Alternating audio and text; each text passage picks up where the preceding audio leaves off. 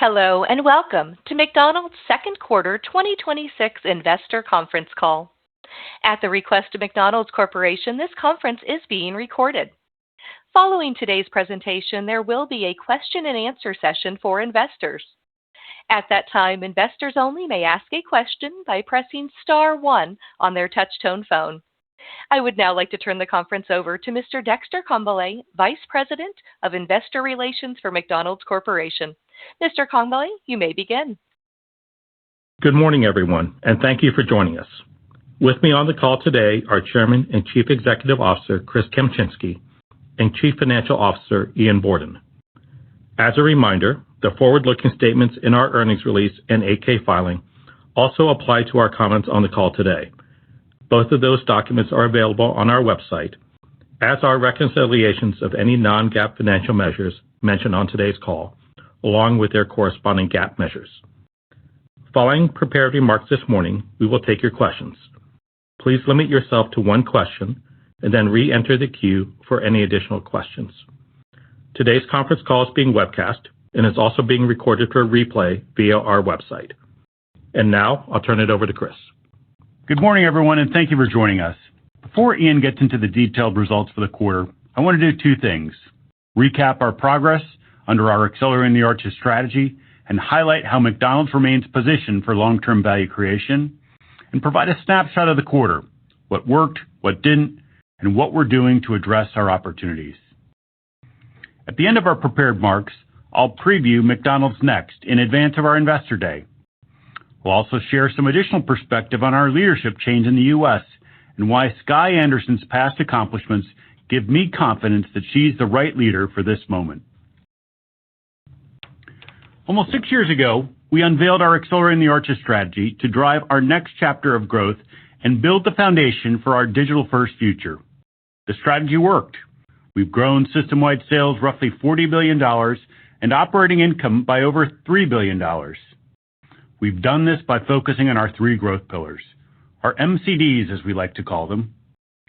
We maximized our marketing by leaning into our fans to create cultural moments that drove consumer engagement and restaurant traffic.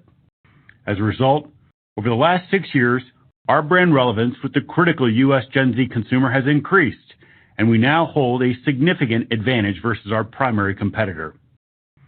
The McDonald's brand remains one of one in our industry and among the most powerful brands in the world. We committed to our iconic core menu by focusing on our $17 billion brands with a particular focus on our critical beef, chicken, and beverage categories. We created a global category structure to increase our pace of innovation, and we're already seeing significant benefits from this focus, most notably in beverages. And we've doubled down on the 4 Ds. In digital, we've built the industry's largest customer platform with nearly 220 million active loyalty users, and we're now among the largest loyalty programs in the world. In delivery, we've grown an efficient business with an industry-leading cost structure that generates more than $20 billion in annual system-wide sales. In drive-thru, we've modernized operations and invested in technologies that have improved accuracy and reduced service times.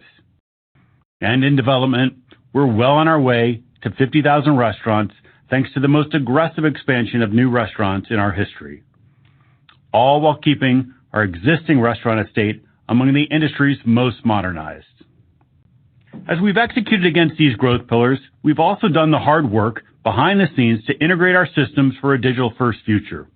We're now close to having all our major markets on one app, one loyalty program, one pricing engine, one HR system, and one finance system. This will drive cost savings, accelerate innovation, harden security, and enhance stability. Critically, with all our data soon to be pooled in a global data lake, we'll also be well positioned to capitalize on the new opportunities afforded by artificial intelligence. You'll hear more about all of this at our Investor Day in September. Now that I've recapped the progress under Accelerating the Arches and highlighted our continuing efforts toward long-term value creation, I'm going to provide a snapshot of our second quarter. McDonald's system-wide sales grew 4% in constant currency, reflecting the growing contribution from new unit openings. Global comparable sales grew 1.3%, with positive comparable sales growth across each of our operating segments. Our international markets, which contribute more than half of our system-wide sales and operating profit, continue to demonstrate that our playbook is working. Strong execution in value offerings, menu innovation, and creative marketing across many of our international markets continue to resonate with customers and supported results that were broadly in line with our expectations.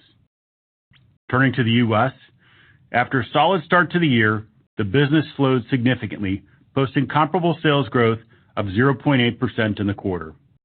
This was below our expectations and something we're going to address in greater detail on today's call.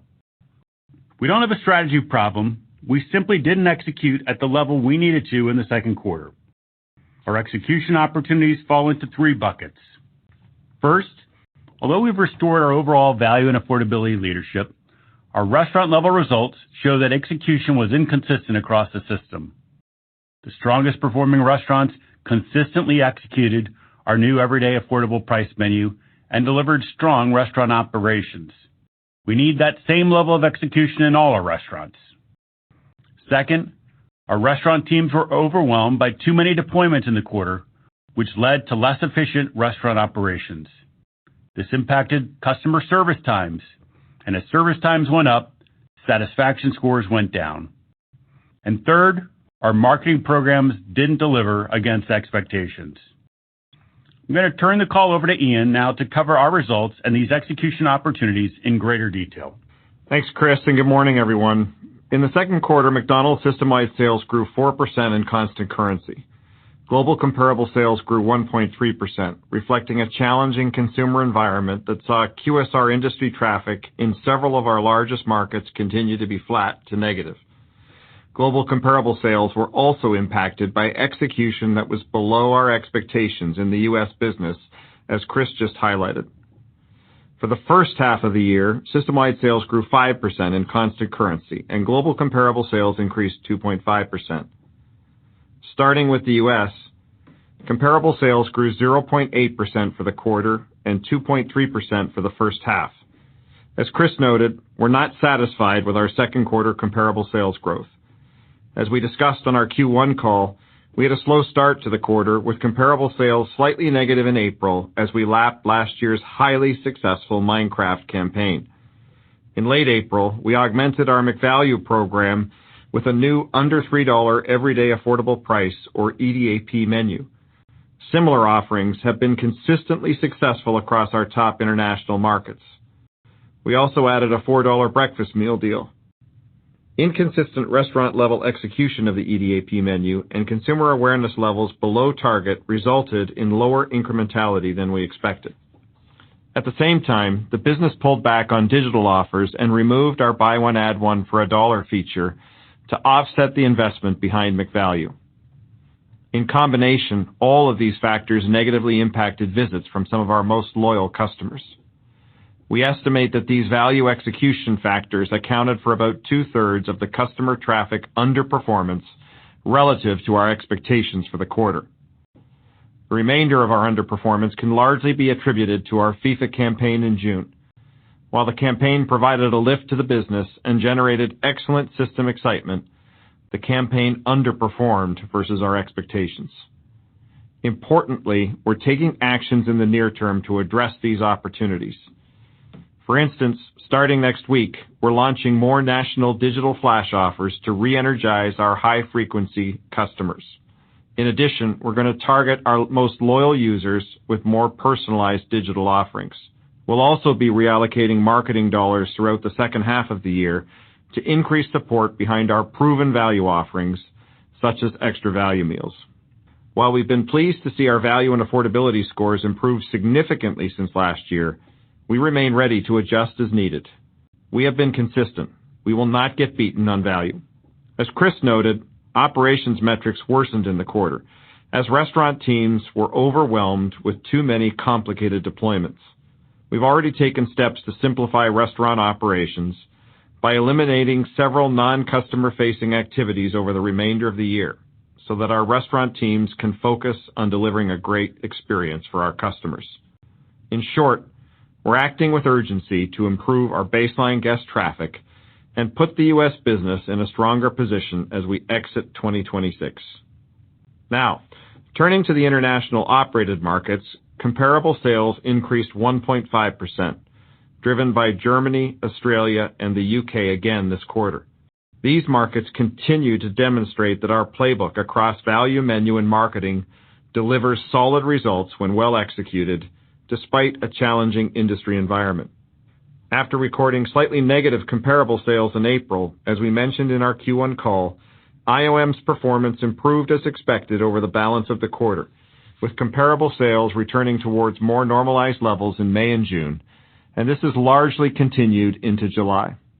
On value, the majority of our top IOM markets benefited from strong EDAP menu offerings and meal deals as they have continued to respond to evolving consumer needs.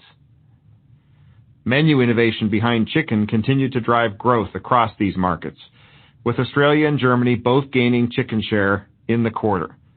Australia generated momentum with its Korean barbecue McCrispy limited time offering, one of the market's strongest chicken LTOs in recent years, while Germany continued its successful Chicken for Every Moment campaign featuring a mix of core products and LTOs. Germany also successfully launched our new specialty beverage platform in early May, with an assortment of crafted sodas, refreshers, cold coffee, and Red Bull Energizers. We're excited about the performance to date and our strong position in a category in its early stages of development. In regard to great marketing, two specific campaigns in the quarter are strong examples of how our market teams are bringing global ideas to life while executing them in locally relevant ways.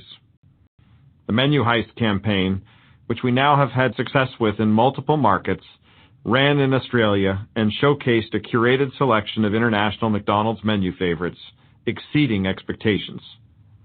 And in Germany, Grimace returned to the market with a full menu of purple-themed offerings, driving significant social interaction, including 57 million views across social platforms, and reinforcing the emotional connection to our brand while benefiting top-line performance. Of our top 5 IOM markets, France's performance again fell short of our expectations. While it will take some time to improve alignment and execution across the system in France, we are clear on what's needed to drive performance. One element that is foundational is consistent everyday value. The market recently extended their €4 Happy Meal component and reintroduced nationally price-pointed meal deals that are resonating with consumers. Turning to the international developmental license markets, comparable sales increased 1.9%. Japan again led the way by delivering its 10th consecutive quarter of positive comparable guest count growth. This reflects strong execution behind our loyalty platform, which launched less than a year ago and already has nearly 20 million 90-day active users who are visiting us more often. The segment's comparable sales growth was tempered by results in China, where we expect the macro environment and the consumer backdrop to remain challenging in the near term. Turning to the P&L, our top-line performance drove adjusted earnings per share of $3.38, which included a 3-cent benefit from foreign currency translation. On a constant currency basis, this represents a 5% increase versus the prior year. We currently estimate a tailwind of about 15 cents from the impact of foreign currency translation on full year 2026 adjusted EPS based on current exchange rates. That's down from our previously estimated range of a 20 to 30 cent tailwind. As always, this is directional guidance only because rates will continue to change as we move throughout the remainder of the year. In the second quarter, we generated more than $4 billion in restaurant margins, and our year-to-date adjusted operating margin was 46.9%, highlighting the resiliency of our business model. General and administrative expenses were 2.2% of system-wide sales, consistent with our expectations for the quarter, and included expenses associated with our biennial worldwide convention with franchisees. We remain on track for G&A to be about 2.2% of system-wide sales for the full year. Chris and I are focused on managing our enterprise cost structure. We've made investments over the last couple of years to consolidate and upgrade our global systems and processes, with a clear goal of delivering future efficiency. In 2027, we expect that we'll begin to see the benefits from those investments as we seek to lower G&A percentage spend.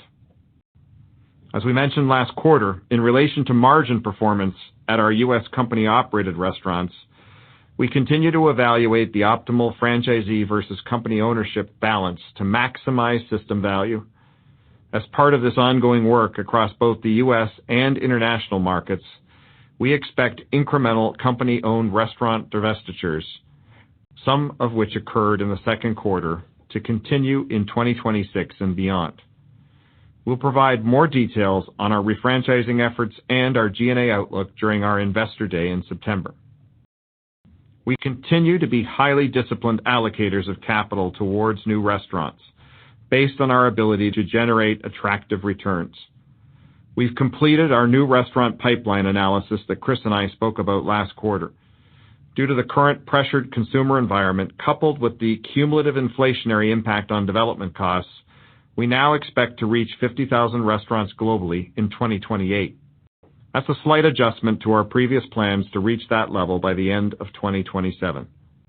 Yet, even with this change, this continues to be the fastest period of restaurant growth in McDonald's history, and we remain on track to open about 2,600 gross restaurants by the end of this year.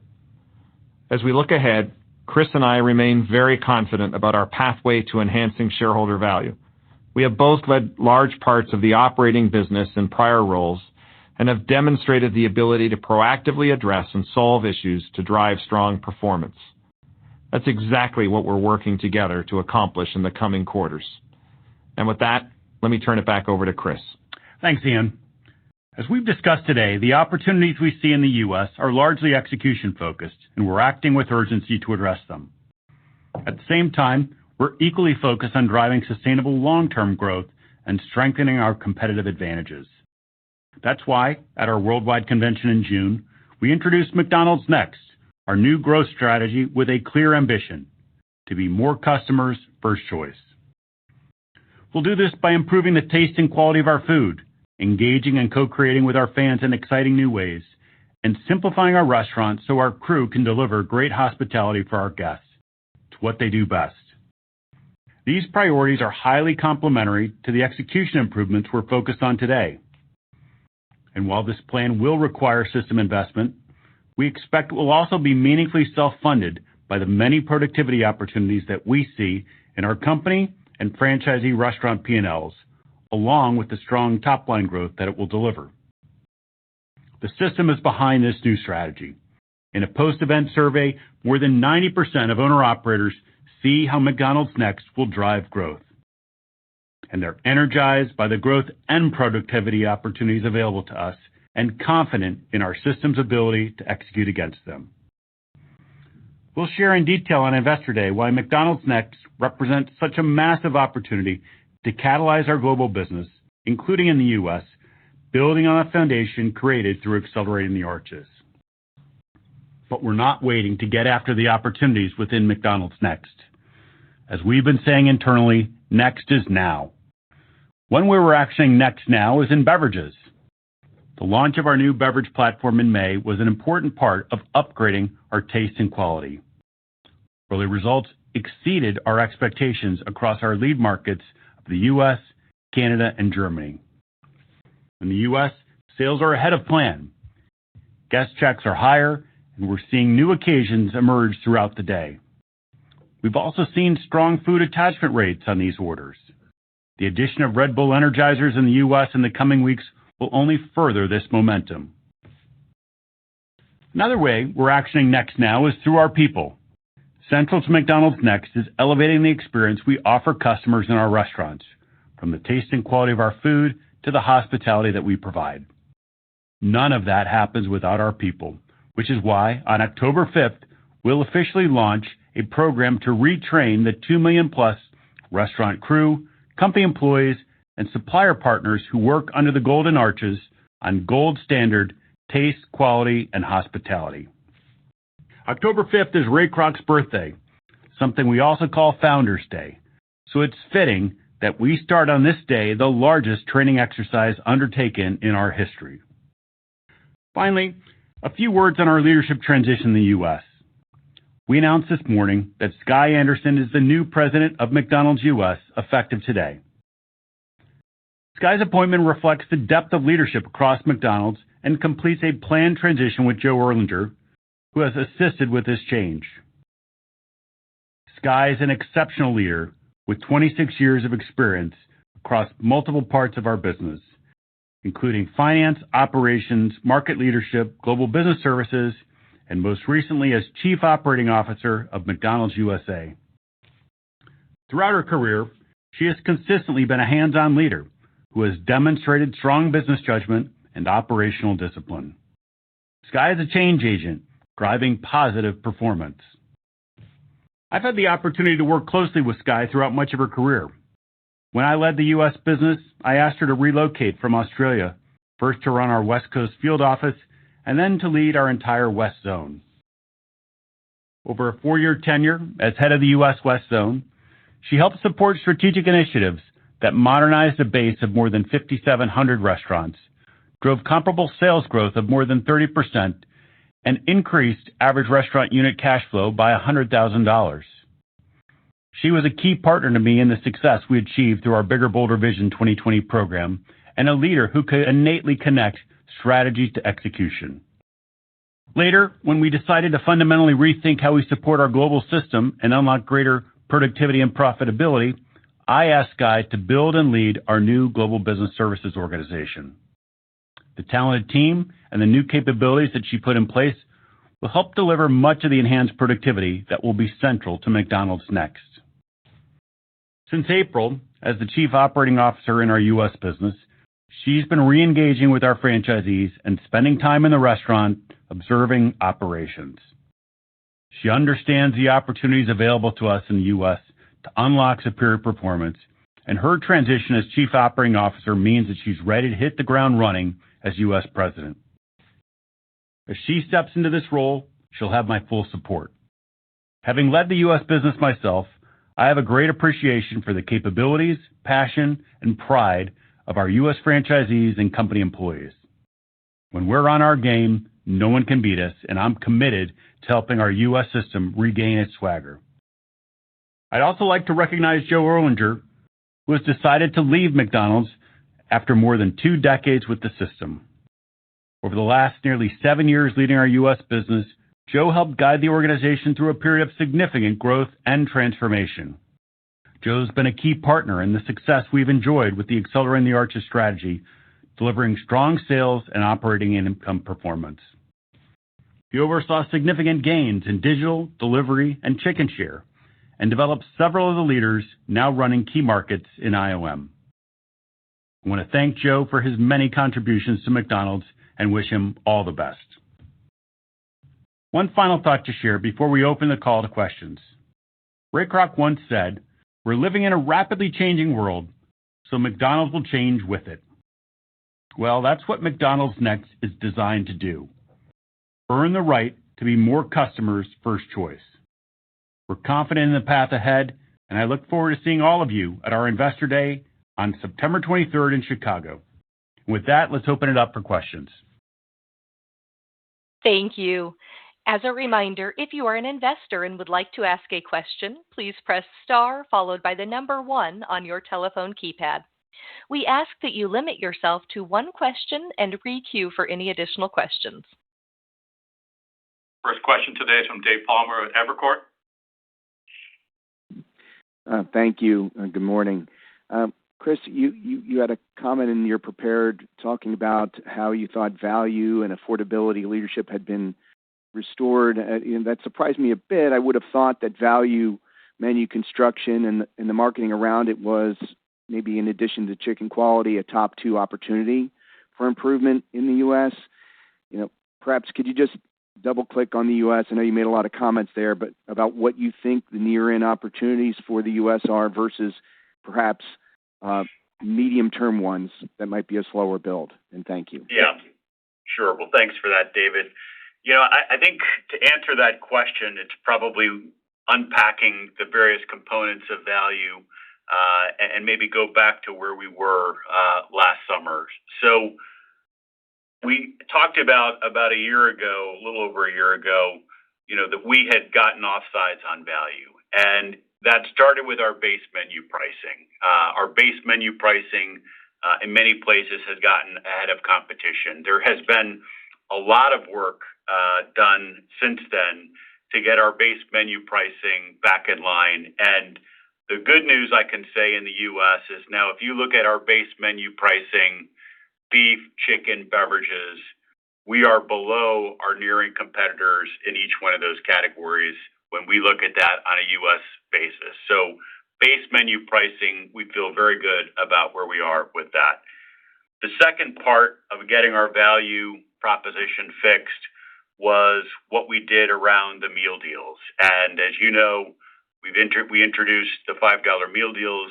Those continue to perform really well for us. And I would say our meal deal is the best meal deal in the entire industry. So we feel really good about where we are with the meal deal. We also then, at the end of last year, brought back our EVMs. And this was something that we supported the franchisees with through a transition period. Getting EVMs back on the menu has also been something that has been very helpful to the business and something that is performing at or above our expectations on EVM. I think it's also worth noting that even though we supported our franchisees for just a transition period on EVMs, the franchisees in the U.S. are still maintaining that 15% discount or better when you look at an EVM versus on an a la carte. So you take each of those, base menu pricing, meal deal, EVM, a lot of progress on that, and I feel really good about where we are. And it shows up when we track, as you know we do, how we're being perceived by our customers on value and affordability. We've seen a big rebound in the value and affordability scores that we have in the U.S. Our internal numbers, its order of magnitude would be, 7, 8 points of improvement that we've seen on those. So there was one final piece that we've talked about on prior calls that was an opportunity for us when we look at the U.S. and we compare it to other markets in the value construct that we know is successful around the world. And that is the EAT menu. You could call that 10 items for under $3. That was sort of the last piece that we felt like we needed to get done in the U.S. And that was what McValue 2.0, as we referred to it. That's what we introduced in April of this year. As we look at actually what happened in the quarter, the 10 items for under $3 has not delivered against our expectation. Part of that was due to the fact that we're getting really inconsistent execution. Only about, call it 60 to 65% of our system is currently executing the recommended pricing architecture with the 10 items for under $3. And the other thing that was an issue is we didn't get the awareness that we needed when we launched that 10 items for under $3. That's a little bit of that execution issue that I was talking about, which is we just had a lot of messages out there with the customer. We didn't break through with that 10 items for under $3 message. So we didn't get the incrementality that we were expecting on that. We compounded that unintentionally by our system pulled off of a lot of digital offers. And digital offers for us is something that, is core to kind of our loyalty program. It's something that's valued by our most loyal customers. And so that ended up being a bad trade. Putting in an EDAP program that didn't deliver and taking away a lot of digital offers and the buy one, add one program, that was the point I referenced, or Ian referenced in the call, which is 2/3 of our miss in the quarter was related to that bad trade. So we've got some work now that we need to do to go get that fixed. As you know, in our system, that's not something that we just flip the switch on. It requires conversations with franchisees. But the good news is, in talking with our franchisees, they're all aligned that we've got some work to do there to get that addressed. So at a high level, I feel really good about the progress that we've made around getting value and affordability leadership back in the U.S. We have an issue that we made a bad trade in Q2 and we've got to get that fixed, which is going to be Sky's focus over the next couple quarters. Our next question is from Dennis Geiger at UBS. Great. Thanks. Good morning, guys. Helpful commentary on the detail on some of the U.S. issues. And Chris, you just talked about sort of not just flipping the switch, but wondering if you could talk a little bit more about how quickly the issues that you flag across the execution, the ops, and the marketing can be addressed, and perhaps what that means as you think about the U.S. sales trajectory over the coming quarters in a still difficult macro backdrop. Thank you. Sure. Well, let me take kind of each of those. I'd say the first part on the operations side, that should be something that we see the fastest improvement on, because that's something that is very much within our control. And it's going to start with really looking at it has started with looking at the balance of the year calendar, looking at the balance of the year deployments that we're pushing into the restaurants, and making sure that we've got a cadence there that we can actually go execute at a high level. So I feel really good that we're going to be able to get after some of these operations opportunities by really just cleaning things up, giving our crew more support, and having that laser-like focus on that. So that would be part one. I think part two on the marketing programs, I'd say that is it's a little bit of a mixed bag, because obviously in Q3 you're already in flight on all of those, and so your ability to actually change anything from a marketing calendar standpoint, you're not going to be able to do that within Q3. We're certainly with Sky looking at what we can do in Q4 from a marketing program standpoint, and I think we'll be able to make some adjustments there, but that takes a minute in terms of just being able to get that lined up. But I think marketing is the second one that nothing in Q3, but we're certainly looking at opportunities for us to enhance that program in Q4, and we should be fully back to where we need to be in 2027. And then on value, value, as I said in my comments to the prior question, the good news is we've got high-level alignment with our franchisee leadership. We're seeing the same thing. We're seeing that we had a miss when we launched the EDAP menu, and the fact that it came at the expense of what we were doing with our loyalty program was a bad trade. Now, how you get that fixed in our system, the how on value is always where we have the conversation with franchisees.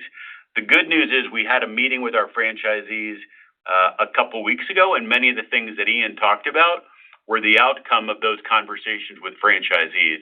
We have another set of meetings set up with franchisees in early September, where we're going to talk about additional ways for us to address some of these value opportunities. And so I think come Investor Day, I'll have a better answer for you in terms of where we are aligning with our system on what we can do with the value and the speed with which that's actually going to flow through to things that you see in market.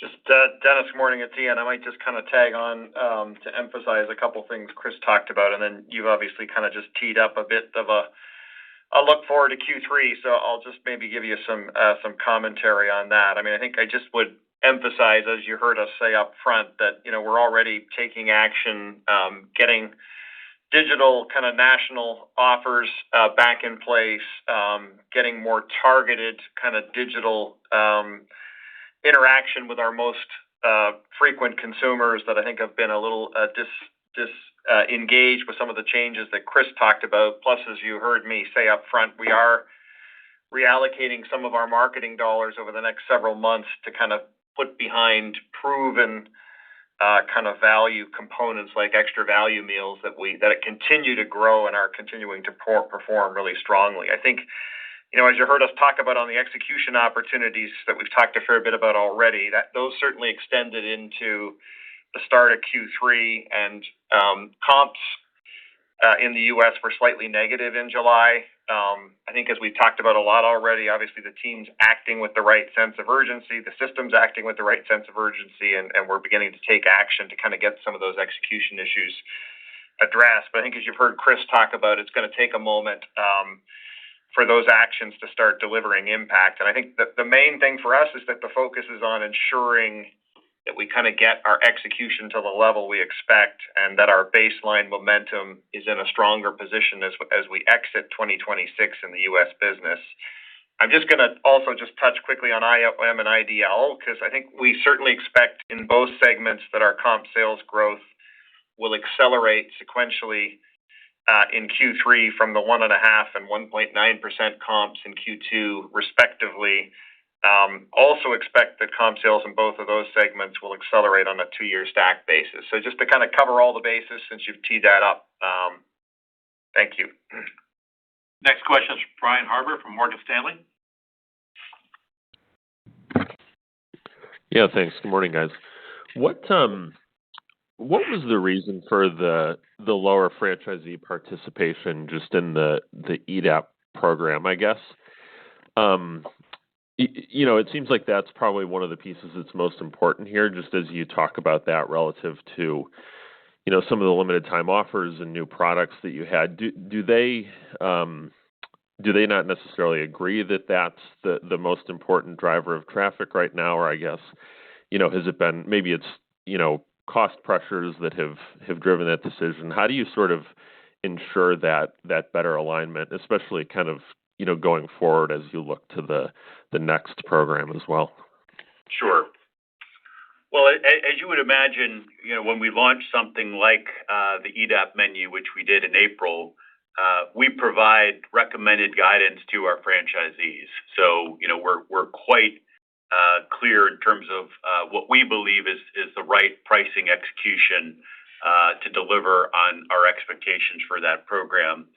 And as I mentioned, most of our franchisees did deliver against that set of expectations. So, what we're talking about here is, call it a third of the system that did not execute against what we were guiding around in terms of our EDAP menu. I think some of that is when you have a program which is 10 items for under $3, you leave a wide range of potential price points for individual items. Essentially, anything that's priced for under $3 technically qualifies for being, within that program, versus when you do something like a $5 meal deal where there's not nearly as much wiggle room that you have when it's a $5 meal deal. You're either on $5 or you're not on $5.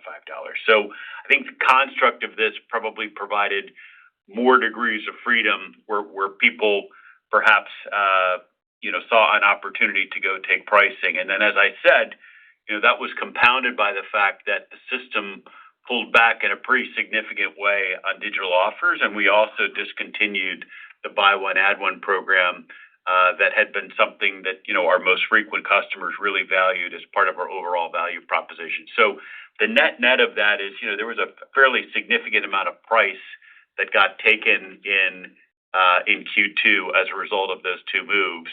Now, what we're doing about that, obviously, with those folks that are not, complying, as you would imagine, their business results are a lot softer than those who haven't complied. And so, it starts with an education piece to show when you execute the program as designed, here's what that performance looks like compared to those who didn't. And, there's quite a difference, let's just say, between the two of those. So I think there's an education opportunity that we're doing right now with those franchisees. I think the other part is, as you know, we've introduced previously, one of the things that we've changed as part of our business review process with franchisees is we now have a discussion around pricing and pricing execution. And so as we're now doing our business reviews with franchisees, which affects things like growth and eligibility from a franchisee standpoint, pricing and pricing non-compliance in certain cases is part of those conversations. So I think the two of those things combined, the actual performance, and it's kind of obvious what should happen out of that, as well as this being something that is going to be happening in business reviews. Those will be the things that get this fixed. But again, I want to go back to, we have a very strong degree of alignment with our U.S. franchisees around value leadership. We wouldn't be making the statements that we've been making around not getting beaten on value without that kind of clear, strong alignment here. So that for me is what gives me confidence, because there absolutely is commitment and support for that. There's absolutely a strong belief and recognition that in this environment in particular, we have to be really sharp on value. But, as I've said in my comments a couple different times now, we absolutely also had a miss in Q2 on how we executed it, and that's what we're working on fixing right now. Next question, from John Ivankoe at JP Morgan. Hi, thank you. The question is on the recent ACSI survey, and obviously kind of McDonald's place in it. So what I'm going to ask you is, I guess do you in general agree with that? In terms of McDonald's relative to the rest of the industry, and where I want to go with this question is kind of looking at performance of company stores versus franchise stores, just from a customer service perspective. And and even looking within franchisees, if there's an opportunity to maybe move some significant bucket of underperforming from a customer service perspective, franchisees and a better performing, just what kind of mechanics might be involved for you to get certain stores, especially the underperformers, in the hands of the right operators. Thanks for the question, John. I felt like I knew every industry acronym, but you've stumped me on ICSA. So tell me what that is and what it revealed, and then I can answer the question. So, maybe I screwed up the words ACSI, the American Customer Service Index. Okay. Okay. I'm sorry. Maybe my new speaker box maybe isn't working like I'd like. Please continue. Thanks. Yeah, so I think the survey that you're referencing was around customer satisfaction. Is that accurate?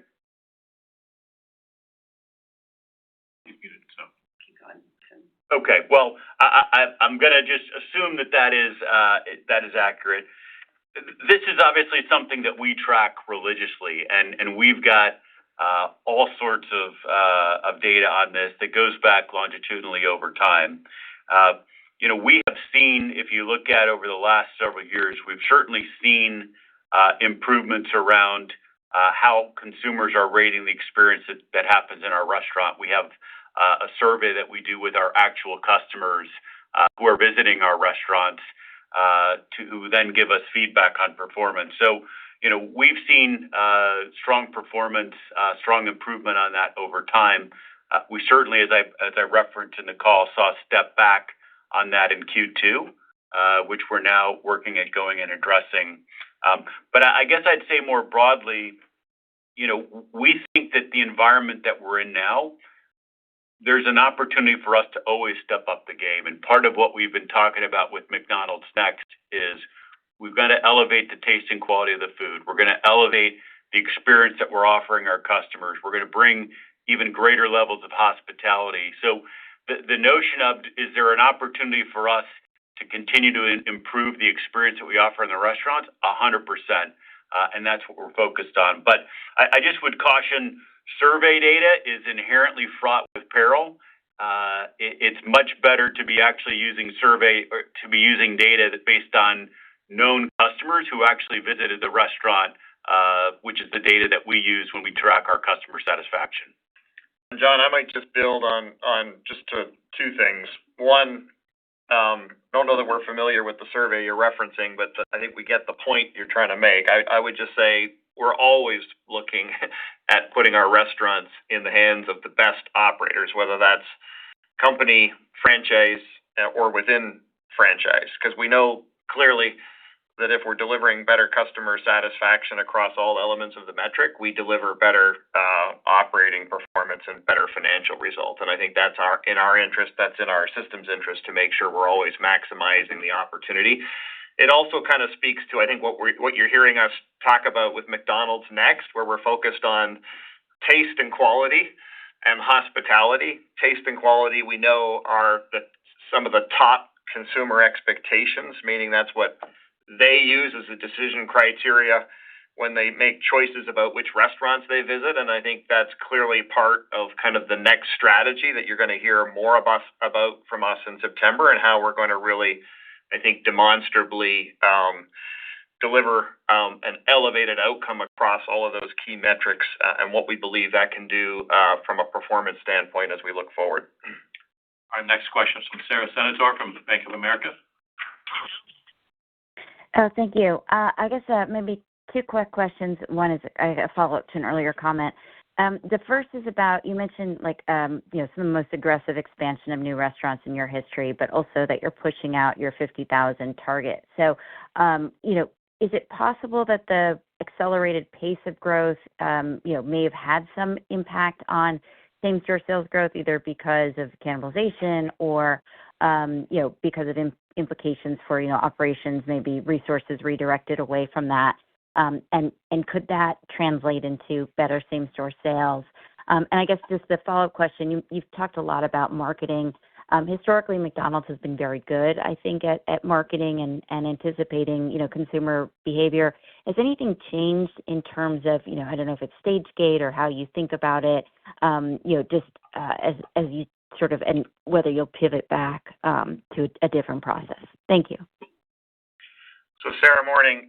It's Ian. Let me just maybe take the development question, and then I think Chris will probably want to jump in on your marketing point.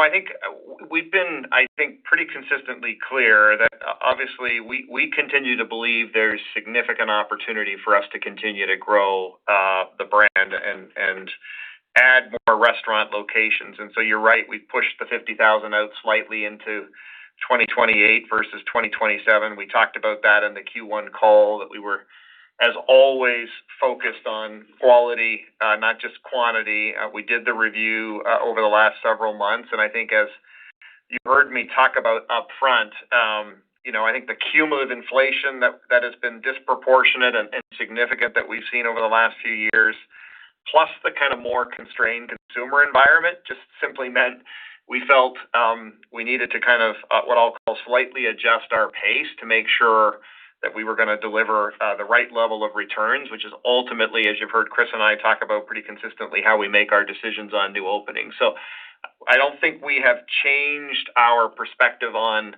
the opportunity that continues to remain from development. We've simply kind of adjusted our pace to reflect, the significant changes in the external environment that have happened over the last several years since we announced the original goal. I think it's not a very significant adjustment to pace. So I think your question on comps, for sure, maybe there's a little benefit. I wouldn't expect that to be that meaningful. But I think, as we believe we can do both. I think we're going to continue to get a decent contribution from new store growth, and at the same time, we know we've got to deliver strong comps, and that's the right formula, I think, to ensure, because ultimately our measure that we're guided by is, are we taking share in each of the markets relative to kind of the competition around us, and I think we certainly feel confident as we look forward in our ability to continue to do that. Yeah, and then turning to the marketing question, Sarah, there's a lot to cover in that, and that'll be something that Morgan Flatley, our global CMO, will cover more at Investor Day. But let me just make a few comments to try to address that and maybe preview some of what we're thinking. I mean, certainly one of the great things about McDonald's is, we've got, we believe, the best brand in the industry, and we are, we believe, also one of the best, most beloved brands in the world. So we've got sort of this great foundation that's been built over 75 plus years in our system, 70 years plus in our system, that we all get the privilege of working on. What's changed pretty dramatically, though, is how consumers react to brands like ours. And when I began my career a long time ago, it was very much, we would tell the customer about us, and it was television advertising. You would sit down, you would build a marketing campaign at the beginning of the year, and you would basically just go execute that marketing campaign. And the way that the world is today, that model doesn't work anymore. And you're seeing the disruption that's happening with advertising agencies. You're seeing a lot of changes there where what's changed is it's no longer what we describe as our brand. It's really the customer's brand. And the great thing about the McDonald's brand is people love to engage with our brand. I mean, it's, I think, probably the only brand in our industry that can create the amount of talk value. I've learned that firsthand, but the amount of talk value that McDonald's can do is unlike anybody else. And so that, I think, for us, gives us a great opportunity, which means it's about engaging even more with creators. It's about how do we actually find ways to let others drive the message. And there's a lot of work that we've been doing around influencers and other things like that you're going to hear more about. So when I think about marketing, it's actually not going back to anything, which I think was kind of the nature of your question. It's actually evolving to something different because the world is changing and we need to change with it. I think more fundamentally, part of what we're thinking about is what are we trying to drive over the long term? And I think we have to be really careful about how many sort of quote unquote borrowed equities we put on the calendar. Because, in many cases, and a borrowed equity would be, whether you're doing something with World Cup or you're doing something with Minecraft or Grinch. I mean, there's certainly a role for those, but you're not going to promo your way to long-term value creation. You're always going to be having to comp over that. And the more fundamental way that you drive long-term value creation is through baseline growth. And it's through reminding people and showing people the experience that we offer, the food, the taste and quality that we offer. So I think there's an opportunity for us in terms of emphasis of making sure that we're really emphasizing in our marketing communication the elements that are going to drive long-term baseline volume growth and periodically punctuating it with, borrowed equities, things that can maybe create some cultural moments. But we got to just be really careful about how often we're doing that on the marketing calendar. Our next question is from David Tarantino from Baird. Hi, good morning. My question's related to, the current kind of state of the franchise cash flows and their willingness to invest. It seems like a lot of the items you're doing to address the U.S. operations and value and maybe restaurant experience are going to require some investment. So I was hoping you could comment on, the degree of difficulty you see in getting that done when franchisee cash flows are under a bit of pressure here. Sure. Well, certainly this is going to be something that we talk a lot more about at Investor Day, and so I don't want to get into too much of the detail here. But I'd say, one of the things that I would emphasize is McDonald's Next is not a remodel program. I mean, there is a remodel that is part of it, but it's not at its core a remodel program. It's about all the things that I was talking about, elevating taste and quality in the restaurants, elevating the experience, simplifying the restaurants, et cetera. So as you think about, the investment that's required, I think what we've been really thoughtful about on this is there's an investment that happens as part of the regular cadence of remodel activity. Our franchisees every 10 years need to be remodeling the restaurants. It's something that's clear in our franchise agreements. It's something that we've talked about. We just so happen to, in the U.S., be coming up on a remodel cycle. It's hard to believe, but, we're going to be, approaching in the next few years another 10-year remodel cycle. So as we're doing that normal remodel cycle, we're also thinking about, are there things that we can do on top of that can drive additional opportunities to grow sales and simplify operations? The other thing that we're seeing as part of that is there are, I think, a lot of productivity opportunities for the restaurants as well. And so net, when you look at the combination of the financial health of our franchisees in the U.S., which is still quite healthy, when we look at their balance sheets, they've got a lot of borrowing capacity still. When you look at the fact that we're entering into a normal remodel cycle where these investments would have to be made anyway, and we're going to be able to self-fund much of the sales growth improvement ideas through productivity opportunities, I feel very confident that we'll be able to get this thing done. But obviously a lot more conversation that we'll have on that in the next couple months. And David, I might just hook on because I think you were also maybe just talking in the near term on value, but so I think in the environment we're in where there's certainly kind of a continued inflationary pressures on things like food and paper and labor. I mean, I think for always that's on, I think, the top of mind for our system, for our franchisees, as I think you would expect it to be. I just would say, I think the system, as you've heard us say pretty consistently today, is clear and united on the fact that we have to have value for money leadership. We have to do that in ways that are driving baseline momentum, which I think, again, everybody's fully aligned on, and we have to do that is driving profitable growth over time. And I think we've demonstrated with the components that we put in place on value, like extra value meals, that if we do that in a thoughtful way, we're building volume, we're building incremental visits, and ultimately that's, of course, in everybody's best interest. So I think we've got to continue to kind of get those balances right and make good decisions. But I think this, I think we've got a good track record there, and of course we'll continue to engage with our franchisees and get to the right outcomes. Our next question is from Jon Tower at Citi. Oh, thanks for taking the question. Curious, during the prepared remarks, Chris, you'd mentioned that the stores during the second quarter in the U.S. were overwhelmed by too many deployments, and that kind of hit you guys on the operations front, or the stores on the operations front. I'm just curious if you could dive into that a little bit more and, talk about the balance between maybe new product news, which seems to be driving a lot of traffic in the industry these days, against perhaps needing to be a little bit more thoughtful around new product news in order to make sure that store ops aren't compromised. Sure. I think probably the best way to answer that question is to kind of just put yourself in the shoes of a restaurant manager. So, imagine you're running a restaurant and you enter into Q2 and we launch K-Pop Demon Hunters.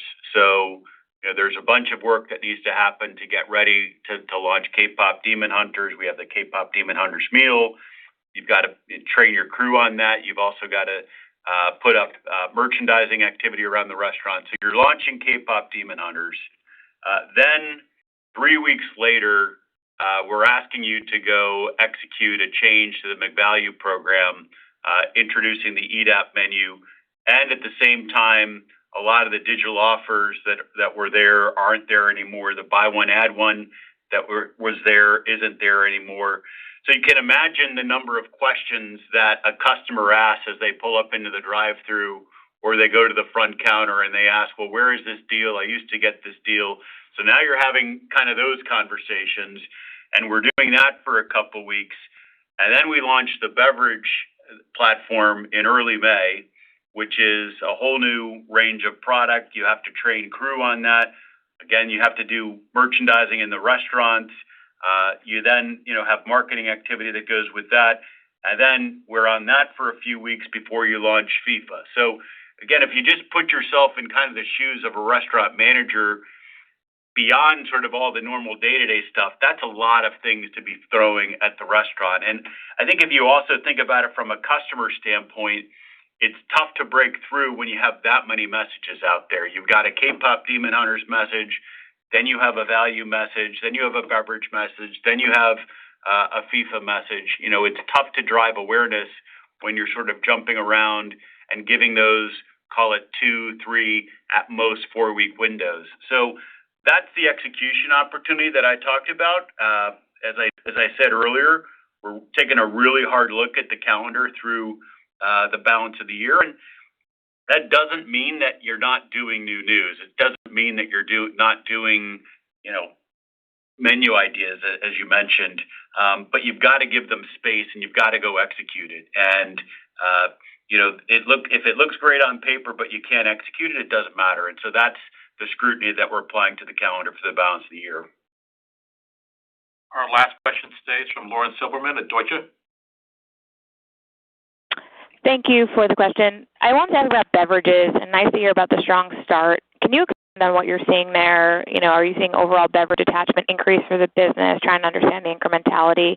I think in test markets, you guys have also mentioned energy drinks were the best performing line.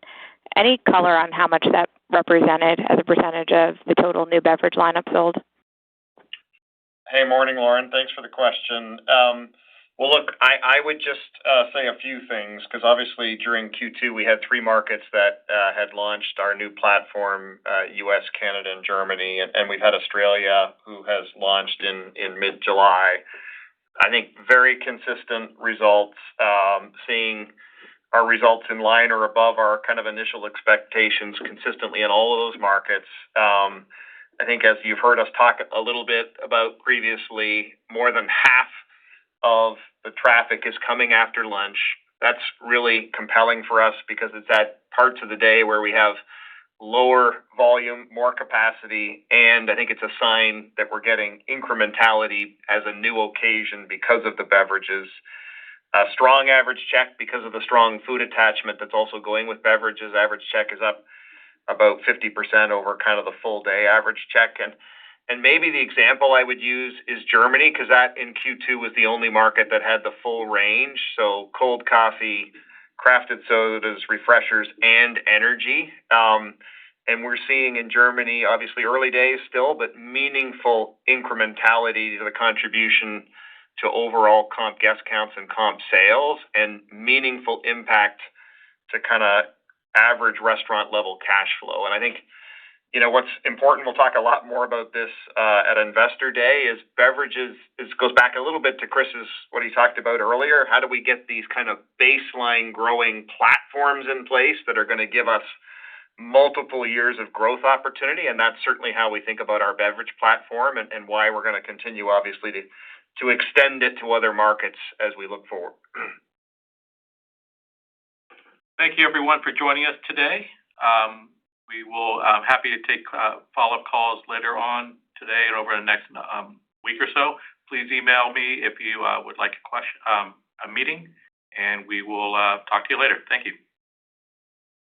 This concludes McDonald's Corporation Investor Call. You may now disconnect and have a great day.